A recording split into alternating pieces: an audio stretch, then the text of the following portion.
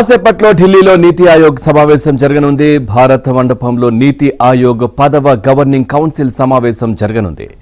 వికసిత భారత్ 2047 లక్ష్యంగా అన్ని రాష్ట్రాల సీఎంలతో ప్రధాని మోదీ భేటీ కానున్నారు. కాగా ఇప్పటికే ఢిల్లీ పర్యటనలో ఉన్న తెలుగు రాష్ట్రాల సీఎంలు చంద్రబాబు, రేవంత్ రెడ్డి నీతి ఆయోగ్ సమావేశానికి హాజరు కానున్నారు. వికసిత భారత్ 2047 చర్యలో భాగంగా రాష్ట్రాల అభివృద్ధికి తీసుకుంటున్న చర్యలను పాలక మండలి సమావేశంలో వివరించనున్నారు.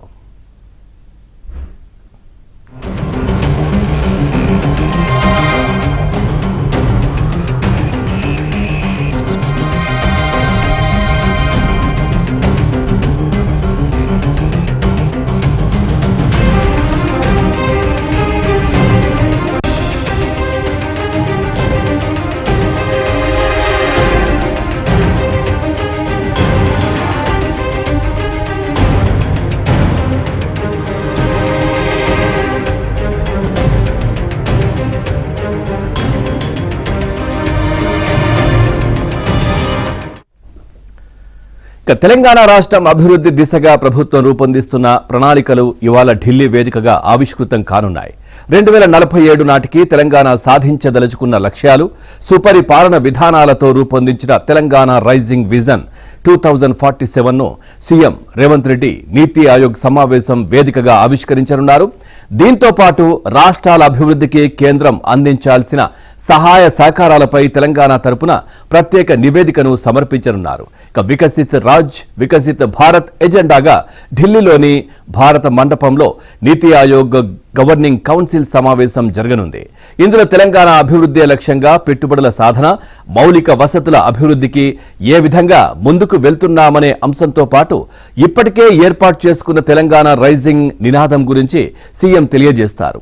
తెలంగాణను ఒక $1 ట్రిలియన్ ఆర్థిక వ్యవస్థగా మార్చడమే లక్ష్యంగా చేపడుతున్న పనుల గురించి కూడా వివరించనున్నారు.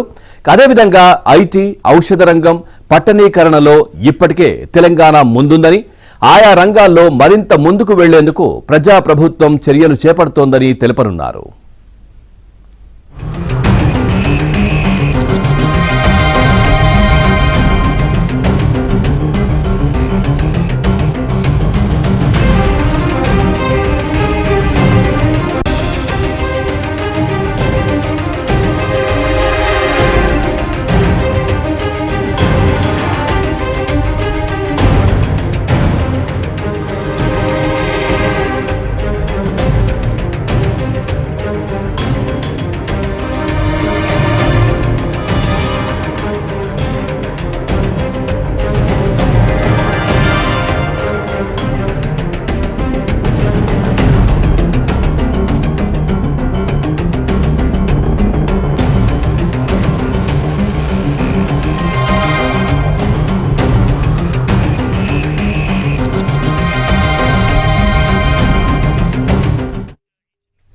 రైట్గా ఢిల్లీలో మరి కాసేపట్లో నీతి ఆయోగ్ సమావేశం కాబోతోంది. అన్ని రాష్ట్రాల ముఖ్యమంత్రులకు ఆహ్వానం, అదేవిధంగా ప్రధానమంత్రి అధ్యక్షతన ఈ సమావేశం జరగబోతోంది.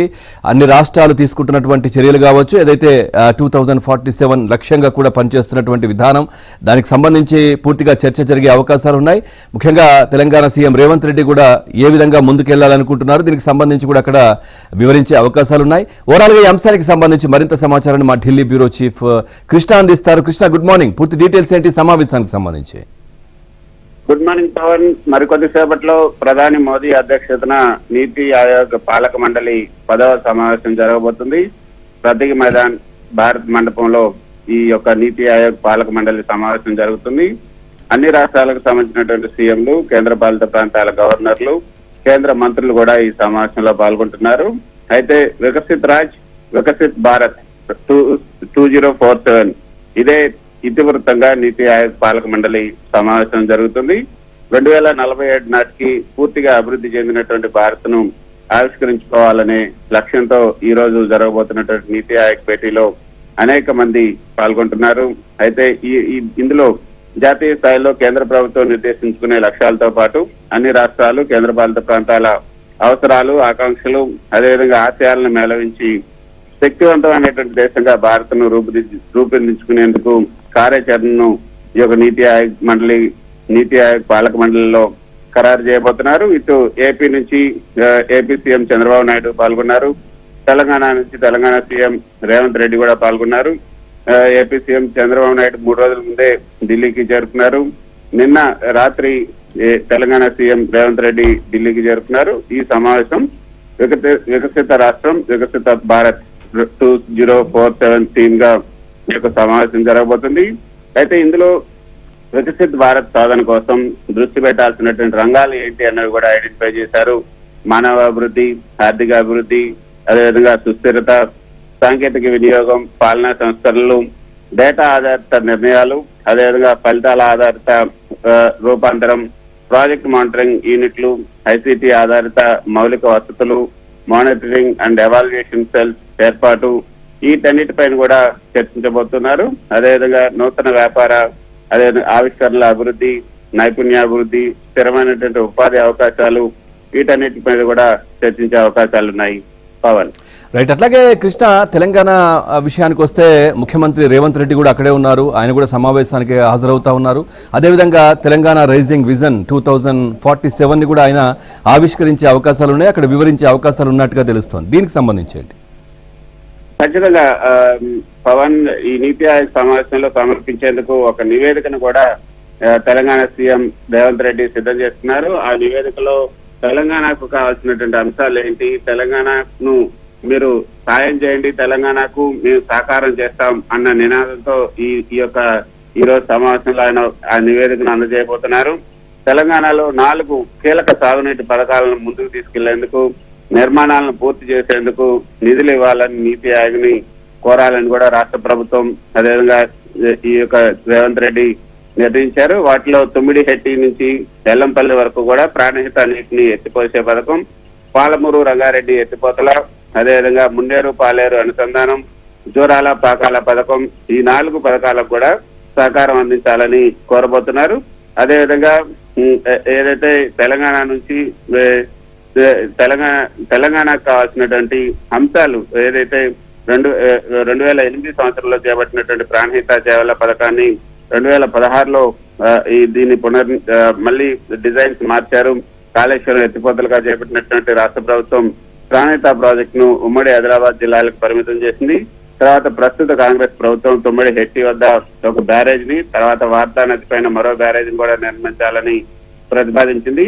గతంలో ప్రాణహిత చేవలలో ఎల్లంపల్లి వరకు కూడా 5 ప్యాకేజీల పనులు చేపట్టారు. 5వ ప్యాకేజీని రద్దు చేసి 4 ప్యాకేజీల ద్వారా ఆదిలాబాద్ జిల్లా వరకే నీరిచ్చేలా నిర్ణయించారు. సో వీటన్నిటి గురించి కూడా ఆయన మాట్లాడబోతున్నారు. పాలమూరు రంగారెడ్డికి 25,000 కోట్లు, మున్నేరు పాలేరు అనుసంధానం, జోరాల పాకాల, వీటన్నిటి గురించి కూడా మాట్లాడబోతున్నారు.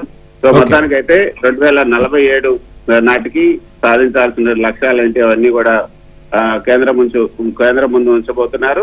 మీరు సాయం చేయండి, మీ కళ మేము సహకారం చేస్తామన్న నినాదంతో ఈ రోజు ఒక ప్రెజెంటేషన్ కూడా రేవంత్ రెడ్డి సమావేశంలో ఇవ్వబోతున్నారు. Right. Thank you Krishna, thanks for the updates.